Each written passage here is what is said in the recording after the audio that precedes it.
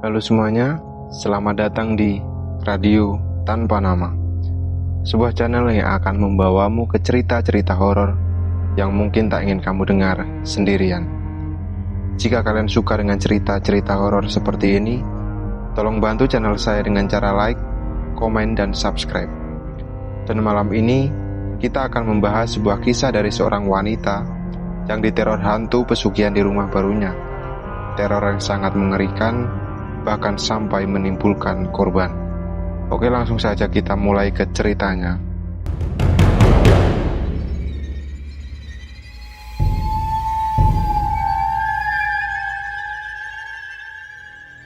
Namaku Isabel, umurku 27 tahun.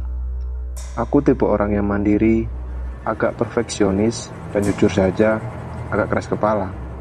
Aku percaya kalau dunia nggak akan ngasih aku apa-apa kalau aku nggak usahain semua itu sendiri.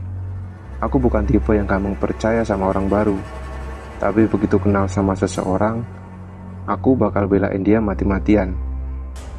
Aku deket banget sama sahabatku, namanya Sarah. Kita udah temenan sejak SMA, dan kami sekarang tinggal di rumah yang sama. Aku adalah seorang pengusaha di Bandung, dan aku punya cerita yang masih hangat yang baru saja aku alami pertengahan tahun 2024 sampai akhir 2024 lalu. Bisnisku bisa dibilang cukup lancar, namun sampai sekarang aku belum punya rumah sendiri. Sambil menjalankan bisnisku, aku masih menyewa rumah di Bandung bersama sahabatku Sarah, Oma, dan Om Eko. Nah, tahun lalu, tepatnya Juni 2024, aku lagi cari rumah dan kebetulan menemukan iklan di media sosial tentang sebuah rumah 2 lantai yang kelihatannya lumayan, dan yang bikin aku makin tertarik, harganya juga oke banget, sekitar 850 juta rupiah. Untuk rumah yang strategis, punya 3 kamar dengan AC di setiap kamar, harga segitu menurutku worth it banget lah. Apalagi rumah itu akan kutinggali bersama sahabatku Sarah, Om Eko, dan Om aku. Pada akhir Mei 2024, aku dan Sarah datang untuk survei rumah tersebut. Saat tiba di sana, aku bertemu dengan kerabat pemilik rumah yang ternyata berasal dari keluarga religius cukup terkenal. Usaha keluarga mereka memang berkaitan dengan hal-hal keagamaan. Dan pas aku survei, aku merasa mereka orang-orang yang baik. Rumahnya juga nyaman, harganya pas, bahkan bisa dibilang murah. Jadi tanpa pikir panjang, aku lalu menyetujui persyaratan-persyaratannya. Aku sepakat mengambil dengan DP 50 juta dengan cicilan per bulan sekitar 10,5 jutaan dan memutuskan untuk pindah pada 3 Juni 2024. Saat kami pindah, penghuni rumah awalnya ada 3 orang, aku, Oma, dan Sarah. Om Eko baru bisa bergabung 2 bulan kemudian karena dia dapat pekerjaan di luar kota. Jadi untuk sementara hanya aku, Oma, dan Sarah yang menempati rumah itu. Malam pertama di rumah itu, kami bertiga merasa tubuh kami nggak enak, kayak pegal-pegal dan sulit tidur. Awalnya, aku pikir itu wajar, karena kami masih beradaptasi dengan suasana baru. Tapi ada hal aneh yang mulai terasa. Kami mendengar suara-suara aneh dari belakang bagian rumah, terutama dari arah dapur. Di pintu dapur, terdengar seperti ada yang menggaruk-garuk kayu. Kami mencoba berpikir positif, mungkin hanya suara dari luar atau efek rumah yang masih kosong. Tapi semakin malam, suara itu semakin jelas.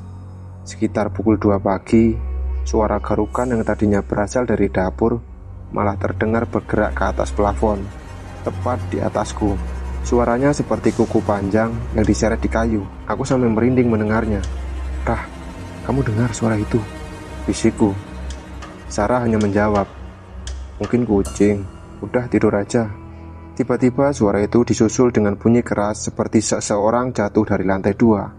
Aku dan Sarah langsung saling berpandangan. Yang bikin penasaran, lantai 2 itu belum kami tempati sama sekali. Oma yang ada di kamar sebelah sampai mengirimi WhatsApp, "Itu suara apa ya?" Aku dan Sarah sebenarnya juga penasaran, tapi kami terlalu takut untuk naik dan mengecek. Akhirnya, kami memilih untuk mencoba tidur. Beberapa hari berlalu, suara-suara aneh itu masih terdengar dari lantai atas, dan kami tidak berani untuk mengeceknya. Sampai hari ketiga, Saat itu ada kejadian janggal yang benar-benar bikin aku mikir, kok aneh banget sih? Ada apa dengan rumah ini? Biasanya Oma yang masak nasi di rumah, tapi hari itu entah kenapa nasi yang dimasaknya selalu basi. Dicoba berkali-kali tetap basi. Aku dan Sarah mulai merasa ada yang gak beres. Saat Oma sedang mencoba menanak nasi lagi, dia tiba-tiba mendapat telepon dari kampung. Kabar duka datang, kakekku meninggal dunia. Oma langsung pulang ke kampung untuk mengurus jenazah. Aku gak bisa ikut karena pekerjaanku sedang banyak. Jadi yang tersisa di rumah hanya aku dan Sarah. Aku sebenarnya sudah menyiapkan acara selamatan untuk rumah baru, tapi akhirnya batal karena kabar duka itu. Beberapa hari kemudian, sahabat baikku, Luna, datang ke rumah. Dia datang untuk berbelasungkawa. Dia sekalian menginap di rumahku. Malamnya Luna mulai merasakan sesuatu yang aneh. Semalam aku dengar suara langkah kaki di lantai 2. Terus ada yang manggil namaku, katanya pelan. Aku dan Sarah saling berpandangan. Gak usah dihiraukan, kataku. Tapi sejujurnya aku juga mulai merasa ada sesuatu yang janggal di rumah ini. Hari itu kebetulan weekend. Jadi aku, Sarah, dan Luna pergi main untuk menenangkan pikiran. Tidak banyak yang kami lakukan. Kami hanya pergi nonton, makan, dan belanja beberapa keperluan sehari-hari. Setelah puas jalan-jalan, kami pulang ke rumah. Tapi begitu sampai, Luna tiba-tiba mengeluh. Badanku sakit-sakit ya, katanya sambil memegang kepala. Aku dan Sarah bingung. Sebelumnya Luna baik-baik saja. Kami tadi bahkan masih asik beraktivitas bareng, ketawa-ketawa, dan gak ada tanda-tanda dia sakit. Kami mengantarnya ke kamar agar Luna dapat beristirahat. Tapi semakin malam, kondisinya semakin parah. Badannya menggigil hebat, suhu tubuhnya yang terasa sangat panas. Belum lagi dia mengigau, tapi tidak jelas memang dia berkata apa. Ucapannya malah seperti doa-doa. Akhirnya, kami buru-buru membawanya ke rumah sakit. Sesampainya di sana, Luna langsung masuk IGD dan ditangani oleh dokter. Tapi nggak lama kemudian, kondisinya tiba-tiba kritis. Aku langsung menghubungi keluarga Luna tentang hal yang menimpa Luna. Dan dengan segera mereka langsung meluncur ke rumah sakit. Aku dan Sarah benar-benar panik. Kami nggak mengerti apa yang terjadi. Dengan perasaan campur aduk, kami hanya bisa menunggu sambil terus berdoa. Dan yang lebih mengejutkan, Luna dinyatakan meninggal malam itu juga. Dunia serasa runtuh. Aku bahkan belum selesai beres-beres rumah, tapi kejadian duka datang bertubi-tubi. Aku terpukul luar biasa. Rasanya nggak percaya kalau Luna sudah pergi. Keluarga Luna yang baru saja tiba kaget dengan hal yang terjadi pada putri kesayangan mereka. Tangis pecah malam itu. Ibu Luna sangat terpukul dengan kematian putrinya. Ia terus memeluk tubuh putrinya yang perlahan mulai dingin. Ayah Luna terlihat lebih pendiam, tapi raut kesedihan terlihat sangat jelas di mukanya. Proses pemakaman berlangsung di pemakaman keluarga. Kami ikut mengantar, meski hanya sampai luar pagar makam. Saat jenazah diturunkan ke liang lahat, Ibu Luna tiba-tiba jatuh tertunduk, menangis menjadi-jadi, meratapi kepergian anaknya yang sangat mendadak. Sampai akhirnya Ibu Luna pingsan. Setelah Luna tiada, aku sering mencium aroma parfumnya berseliweran di dalam rumah. Awalnya, aku pikir itu hanya perasaanku saja. Tapi semakin sering terjadi, dan aku mulai merasa ada sesuatu yang gak beres. 7 hari berlalu sejak kepergian Luna. Aku dan Sarah masih sangat syok. Lalu tiba-tiba teleponku berdering. Saat kuangkat, suara dari seberang telepon mengabarkan sesuatu yang membuat tubuhku lemas. Tanteku meninggal dunia. Aku diam, otakku seperti berhenti berpikir. Aku mulai bertanya-tanya, ada apa dengan semua ini? Aku baru pindah rumah belum sampai sebulan, tapi 3 orang terdekatku sudah meninggal. Rasanya seperti dihantam gelombang duka yang gak ada habisnya. Dan sejak saat itu, semuanya semakin memburuk. Bisnis yang aku bangun tiba-tiba mandek, rezeki seperti seret, pengeluaran enggak terkendali. Aku mengalami banyak kerugian tanpa sebab yang jelas. Bahkan Sarah, yang seumur hidupnya enggak pernah dirawat di rumah sakit, tiba-tiba jatuh sakit sampai harus rawat inap. Begitu Sarah keluar dari rumah sakit, gantian aku yang sakit. Aku mengalami sesak nafas sampai hampir meninggal dunia di IGD. Ujian datang bertubi-tubi selama 2 bulan kami tinggal di rumah itu. Sampai akhirnya suatu hari teman mama, Om Willy, datang ke rumah. Om Willy adalah orang yang cukup dekat denganku, karena memang ia sudah kenal mamaku sejak lama. Jadi aku kenal Om Willy sejak kecil. Oh iya, Om Willy adalah orang pinter. Bisa dibilang dia orang yang bisa merasakan, melihat, atau bahkan berbicara sama hal-hal yang gak kelihatan. Sebenarnya aku gak ada niatan membahas kejadian aneh di rumah itu dengan Om Willy. Tapi begitu masuk, dia langsung terdiam sambil menatap ke satu sudut rumah. Wajahnya berubah serius. Tanpa banyak bicara, dia berjalan menuju dapur dan lantai 2. Aku dan Sarah hanya bisa saling berpandangan, bingung dengan apa yang sedang terjadi. Saat sampai lantai 2, langkah Om Willy tiba-tiba terhenti di depan sebuah kamar. Dia menunjuk sesuatu di pintu. Sebuah kertas usang menempel di sana. Tulisan di kertas itu membuatku merinding seketika. "Ini kamarku. Kalau kau mau masuk, ketuk dulu ya." Aku kaget bukan main. Aku yakin betul, sejak survei hingga hari aku pindah, aku tidak pernah melihat kertas itu di sana. Dari mana asalnya? Siapa yang menempelkannya? Om Willy hanya diam beberapa saat sebelum aku turun ke bawah. Dia menatapku dengan ekspresi serius dan berkata pelan, "Aura rumah ini nggak bagus. Tempat ini akan merusak siapapun yang tinggal di dalamnya." Aku menelan ludah. Lalu dia melanjutkan, "Ada makhluk hitam tinggi besar yang menjadi penunggu rumah ini. Dan bukan hanya itu, ada juga sosok orang tua yang tinggal di dalamnya." Aku semakin merinding. Om Willy berpesan, "Kalau kamu tetap ingin bertahan di sini, kamu harus kuat. Tapi kalau tidak, lebih baik tinggalkan tempat ini." Setelah itu, dia tidak banyak bicara lagi. Aku bisa melihat kegelisahan di wajahnya. Dan sebelum pulang, dia berbisik, "Ada yang mengawasi kita sejak tadi." Jujur, aku gak paham dengan maksud omongannya. Aku masih mencoba untuk berpikir positif. Tapi setelah itu, hari-hari yang kami jalani di rumah ini semakin berat. Gangguan semakin sering terjadi. Aku mulai mencium aroma aneh berseliweran di dalam rumah. Setiap kali ke dapur, aku merasa ada yang memperhatikanku dari tangga. Setiap malam, suara garukan kuku terdengar di atap rumah. Aku mulai sering mengalami mimpi buruk. Ada bisikan di telingaku. Aku bahkan merasakan ada yang menyentuhku langsung secara fisik. Aroma bau bangkai muncul dari ventilasi kamar. Tapi setelah dicek, tidak ada apa-apa di sana. Di dapur, terdengar suara aktivitas pada tengah malam, dan yang paling mengerikan, benda-benda di rumah ini mulai bergerak sendiri.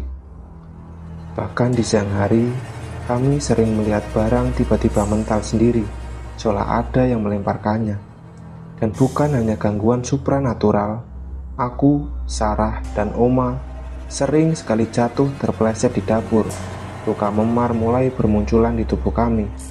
Rasanya seperti ada yang menyandung kami dengan sengaja. Tapi yang lebih menyeramkan, di rumah ini kami jadi sering bertengkar. Entah kenapa, hawa di dalam rumah ini seperti penuh amarah. Setiap hari, aku, Sarah, dan Oma merasa mudah emosi dan kesal satu sama lain. Padahal sebelumnya, kami tidak pernah bertengkar separah ini. Seakan-akan ada sesuatu yang memanipulasi perasaan kami. Dan saat itu, aku mulai menyadari, mungkin kami memang tidak diterima di rumah ini. Setiap malam, suasana di rumah itu semakin berat. 2 bulan pun berlalu. Akhirnya, Om Eko benar-benar datang untuk tinggal bersama kami, sesuai rencana awal. Aku sempat berpikir, akhirnya dengan adanya Om Eko di sini, mungkin keadaan akan lebih nyaman. Dan benar saja, rumah terasa lebih nyaman ketika Om Eko datang. Tapi harapan itu hancur dalam beberapa hari.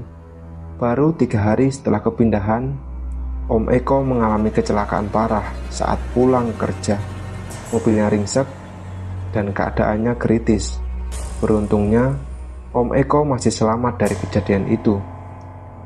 Tapi aku semakin bertanya-tanya, ada apa sebenarnya dengan rumah ini? Aku mulai muak, aku gak tahan lagi dengan semua yang terjadi. Beberapa hari kemudian, Tante Clara, tantenya Sarah, datang berkunjung ke rumah karena ia ada bisnis yang sedang ia kerjakan. Jadi dia menyempatkan waktu untuk mampir. Tante Clara ini mirip seperti Om Willy. Dia memiliki kemampuan lebih dalam melihat hal-hal yang tidak kasat mata. Saat itu, Sarah menunjukkan rumah yang kami tempati. Begitu melihatnya, ekspresi Tante Clara langsung berubah. Tanpa ragu, dia menatap Sarah dan berkata, "Kamu harus pindah dari rumah ini. Auranya gelap, banyak penunggu jahat di dalamnya." Lalu dia menambahkan sesuatu yang membuat darahku mendidih dan ketakutan. Suami istri pemilik rumah ini meninggal dunia di kamar yang sedang kalian tempati. Mereka meninggal dengan cara yang tidak wajar. Aku terdiam. Aku merasakan bulu kuduku berdiri. Apa maksudnya? Apa yang sebenarnya terjadi di kamar itu? Aku pun bertanya-tanya dalam pikiranku. Informasi itu terlalu besar untuk diabaikan. Dan setelah mencari tahu lebih dalam, aku menemukan sesuatu yang lebih mengerikan. Rupanya, pemilik rumah ini dulunya adalah keluarga pemilik aliran sesat. Bisa dibilang dia adalah pemimpinnya. Namun, ada desas-desus yang beredar di antara para tetangga. Mereka diduga memiliki kesepakatan untuk memperoleh kekayaan dengan cara yang tidak biasa. Dan kesepakatan itu berbalik menyerang mereka sendiri. Mereka ditemukan mati dalam keadaan yang tidak wajar. Saat pertama kali survei rumah ini, yang kami temui adalah anak dari suami istri yang meninggal itu. Aku bisa memahami kalau mereka enggan membicarakan tragedi yang menimpa orang tuanya. Mungkin dia ingin menutupi aib keluarganya. Tapi Tante Clara menjelaskan sesuatu yang jauh lebih mengerikan. Orang pemilik rumah ini akan selalu membutuhkan seorang untuk menempati rumah itu agar celaka, sakit, atau bahkan meninggal dunia. Apakah ini memang bagian dari perjanjian yang mereka buat? Mungkinkah setelah mereka kehabisan korban, mereka sendiri yang akhirnya terkena imbasnya? Dan saat itu, Tante Clara mengatakan sesuatu yang membuatku benar-benar ketakutan. Sasaran mereka selanjutnya adalah Oma. Jika kamu tidak segera pindah, Oma akan mengalami stroke. Setelah mendengar itu, aku tidak mau mengambil risiko lagi. Aku, Sarah, dan Om Eko langsung bersiap untuk pindah dari rumah itu. Meskipun kami baru menempatinya selama beberapa bulan. Tapi yang lebih mengejutkan, keluarga pemilik rumah menolak kami untuk pergi.